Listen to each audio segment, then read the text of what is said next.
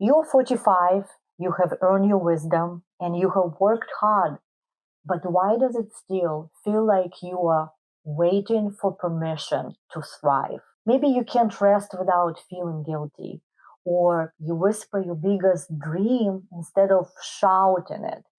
If you feel like an invisible ceiling is stopping you from getting the salary, the peace, or the clarity you deserve, stop right there.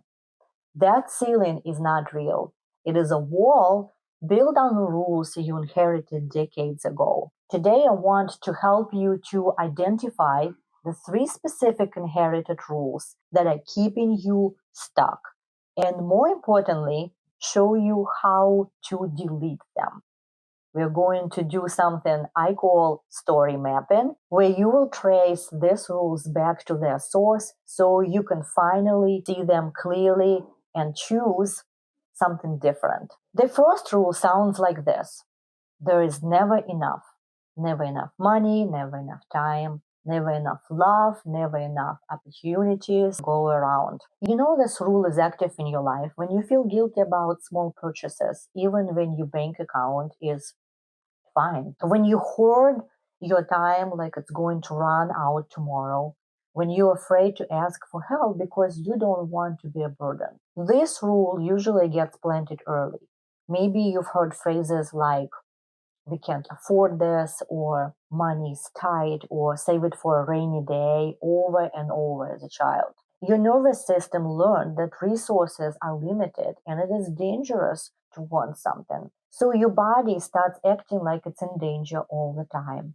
You're always looking around, worried that something bad is going to happen to your money or to your job or whatever feels important at the moment. You walk around with this worried feeling that everything good is about to disappear. But that worried feeling wasn't even yours to begin with. The people around you were operating from their own inherited belief about limitation, and you observed it as a fact. It became the background of your life, but you get to change it. The second inherited rule goes like this: your worth equals your productivity and your achievements. You matter because of what you do and not because of who you are. You will recognize this rule in your life when you say yes when you mean no, because disappointing people feels dangerous.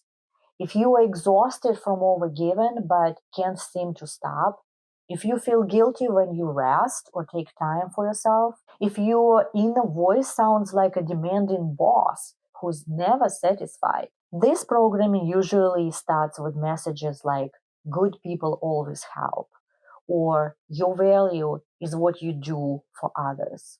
You learned early that love and approval came through being useful, through making others people's lives easier. This performance rule hijacks your decision making. Instead of choosing based on what you actually want or need, you choose based on what will get you the most approval. You become addicted to being needed or working hard because that's how you learned to feel valuable. And what happens next? You burn out. You either build resentment towards the very people you're trying to make happy, or you lose touch with your own needs and wants. You might not even know what you like anymore because you have been performing for so long. But you already know being worthy is not something you earn through performance. Your worth isn't tied to your productivity or how much you give or how little you need. The shift happens when you start making decisions from a place of your genuine choice rather than compulsion. When you can say no without feeling like you're a bad person, when you can receive without immediately thinking what you're going to give back. This rule runs deep because it feels like survival. If you stop performing, who will love you? But that's the inherited fear talking. It's not your reality. The people who truly care about you want you to be yourself. The third inherited rule loves things like don't rock the boat and stay small and you'll be safe. This rule convinced you that visibility equals danger, that success brings jealousy or rejection, and that the safest place to be is invisible. This rule is running in your life when you avoid conflict at all times, when you dim your light in a own way you could actually shine, when you play it safe, whether it's in your career or relationship, choosing the familiar over the fulfilling. When you have brilliant ideas but never share them because you care about what will people think. This rule shows up when you don't speak, even though you know you have something very valuable to share. When you downplay your accomplishments because you don't want to make anyone feel bad. When you choose security over growth, staying in situations that feel comfortable but leave you empty. The safety rule gets inherited through messages like, it's better to be safe than sorry, or pride comes before a fall. Maybe you have watched parents shrink themselves to avoid criticism, or you saw what happened to a family member who dared to want more. Your nervous system learned that standing out is dangerous, that being seen means being targeted, that it's safer to stay in a familiar misery rather than risk an unknown territory. But let's be honest, you already know the truth. You don't actually get safer by choosing to stay small. You just end up being smaller.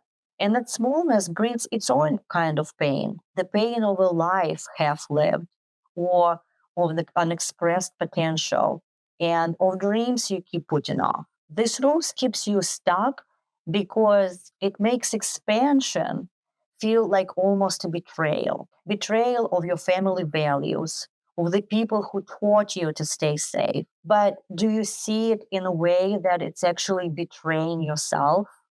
What if the real danger is never discovering who you actually are? The truth is, you were born to take up space. You were born to contribute your unique gift to the world. The safety wants you to believe that your bigness is a problem, but your bigness is actually the solution that the world needs. All right, let's get practical here. I want you to grab your journal because we're going to do story mapping. This is a 3-step process to help you identify which inherited rules are most active in your life right now. So we'll start by writing down 3 phrases you heard repeatedly growing up.